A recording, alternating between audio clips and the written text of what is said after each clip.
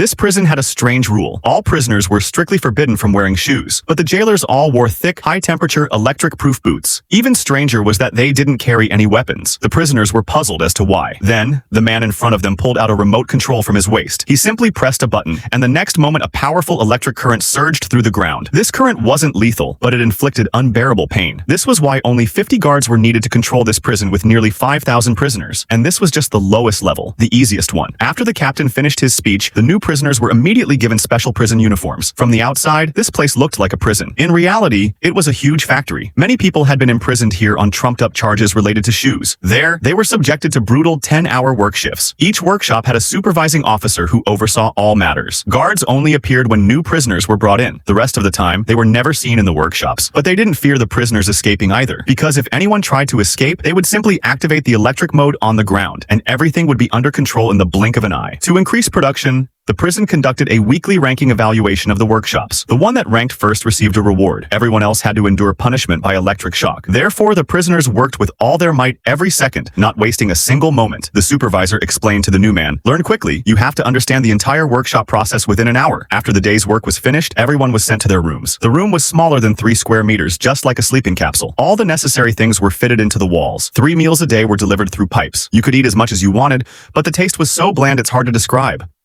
Only those who came first in the workshop could eat delicious food. Each prisoner's sentence was displayed on a screen, which decreased daily. This is what kept the prisoner's will to live alive. But last month, there was a sudden resentencing. Every prisoner's sentence was doubled. Everyone was discussing it. Why did they do this? But the supervisor forcibly stopped the discussion, because if the guards heard, the consequences would be very bad. Then an announcement was made in the cell. Lights off, time to sleep. Everyone had to be in bed in 30 seconds. If the white light turned red, it would deliver an electric shock, resulting in instant death. That's why there weren't even doors here. No one dared to escape. In the morning, as soon as the white light came on again, all the prisoners would go to the workshop. This prison was built on 7 levels, above the sea. There were several other such prisons. Each level was completely isolated. If the prisoners wanted to talk to someone on another level, they had to use sign language. The new man couldn't understand what they were saying, so he was forced to keep working continuously. Gradually, he also learned the production process. The supervisor was constantly pressuring everyone. "This time we can get first place."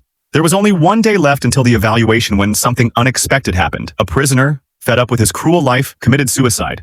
Nobody cared about his death. Everyone was only worried that now there was one less person. This would slow down production. It would be difficult to get first place. That meant the punishment of electric shock, because the table was 3. They had now fallen to 4th place. So everyone started working like madmen again. But that man, the new prisoner, didn't sit idly by. From the beginning, he started looking for a way to escape. Every time he went to the toilet, he would try to cut the pipe with a saw. But after a short while, an announcement was made. New prisoners had arrived. He immediately fixed everything and returned to the workshop. The guards brought in the new prisoners and showed him a big mistake. He noticed that when the guards came from the platform, they weren't wearing electric-proof shoes, yet they weren't affected by the current. That meant the platform wasn't connected to the electricity at all. That's when he explained his plan. Kill the guard on the platform and take his weapon. But the timing wasn't right. He had to escape with everyone together. The arrival of the new prisoners increased the speed of work. Finally, everyone together achieved first place. That day they were spared the punishment of electric shock. But then a prisoner signaled in sign language. Something big had happened on the 2nd level. The new man was about to ask when suddenly their room became very hot. Oxygen levels dropped. Breathing became difficult. 2nd floor, this mosquito doll. What was he saying? Then suddenly the lights went out. They came back on a few seconds later. The supervisor immediately stopped the discussion. He was afraid that if the guards got angry, everyone here would be killed too. Soon, everyone was sent back to their cells. After several days of observation, the new man noticed the supervisor wasn't actually a bad person. He immediately took advantage of the opportunity and asked loudly, "Have you ever thought about escaping? How many guards patrol each level?" The constant questioning frightened the supervisor. He thought that hidden cameras in the dormitory might be listening to him. He started thinking, maybe I won't be alive until tomorrow. Endo found this amusing. He said, "The guards don't care about what we say. In their eyes, we are not even human beings, not even animals. Their job is only to turn the electricity on and off twice a day and check the production." The supervisor was a little shaken, but he still decided that it was better to quietly serve his sentence. The news came the next morning. All the prisoners on the 2nd floor had been electrocuted. The orders were given. A total of 100 people. The supervisor wanted to know where the information came from. The answer was, the maintenance team came yesterday and they saw everything with their own eyes. The loudspeaker ordered, "Prisoners, stand in the prescribed position. No talking." Some people said, "Those on the 2nd floor have been freed." At this, the supervisor exploded in anger. Then Andor stopped him. Everyone was in danger. The mayor accepted the advice, but still stubbornly told everyone that it was just a rumor. Not true. But doubt had now arisen in his mind. Another day's shift began. Olaf's old body was no longer cooperating. As soon as he stood in the designated position, he almost fainted. People supported him, but he didn't recover throughout the entire shift. The mayor was very worried seeing this. Olaf had helped him a lot in the past, so he immediately ordered a doctor to be called and encouraged Olaf, saying, "Just bear with it a little longer. Only 40 shifts are left, and then you will be released." The guard brought the doctor. To save money, the doctor here was also a prisoner. The mayor and the doctor were old friends. Finally, they reached the dormitory. They hoped he could do something. Olaf had served 14 years of his sentence.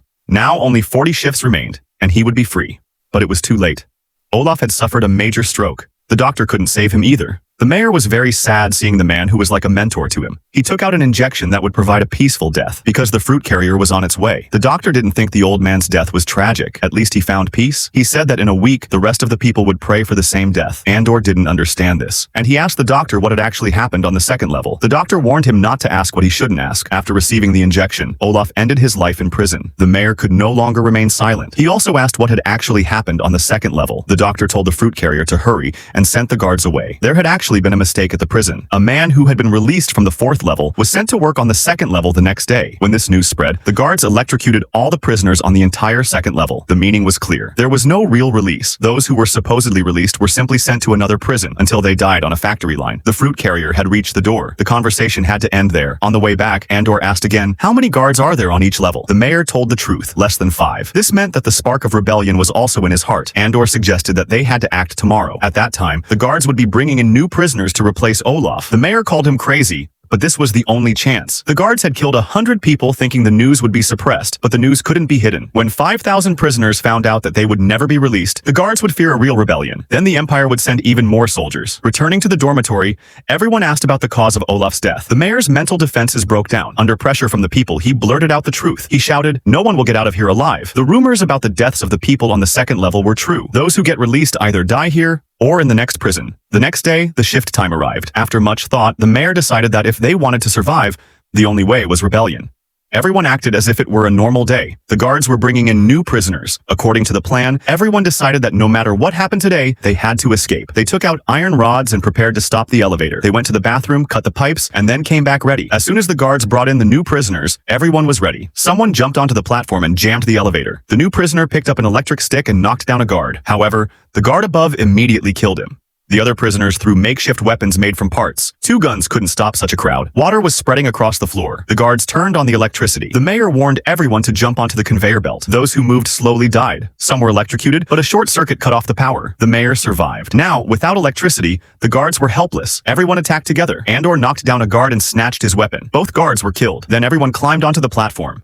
There were very few guards. They couldn't stop them. Water continued to flow from the bathroom, reaching the lower levels. The others didn't understand what was happening. The prisoners distributed the guards' equipment among themselves. They got weapons. They also sent messages to the other levels. The truth is, only by fighting together will you be free. The prison control room was also captured. The hydropower station was shut down. Now, it would take months to restore power. The guards surrendered. The remaining prisoners escaped from their cells and ran towards the exit. The remaining guards hid in the corners, waiting for help from the Empire. But the prison was built in the middle of a lake. It wasn't possible to get out directly. Some people had already jumped into the water. The mayor couldn't swim. Andor was also pulled in. He didn't hear properly. This escape was very brutal. Some had to die, but Andor and one other succeeded. They escaped during the night. The next day, the Empire's soldiers arrived. Andor hid in the rocks and escaped. Fortunately, the soldiers were lazy. They didn't search thoroughly. The planet was full of water. Fish-catching wanderers often came here. Andor and his companions spotted a ship anchored in the distance. There was only one way to escape from here: to seize that ship. They took advantage of the opportunity and ran towards it. 2 wanderers were standing there. Surprised, they captured the 2 and trapped them in a net. They wanted to hand them over to the Empire and claim a reward. Although they hated the Empire because it had polluted the water, they thought the reward would cover their fishing expenses. During their conversation, they realized that the damage caused by the Empire was far greater. Then they cursed the Empire and decided they didn't want the reward. They released them from the net. With their help, Andor and his companion boarded the old ship. The ship wobbled and took off. Andor felt that the plan had failed. Perhaps the other prisoners hadn't escaped, so they decided to go their separate ways so they could tell the whole galaxy the truth about the prison planet.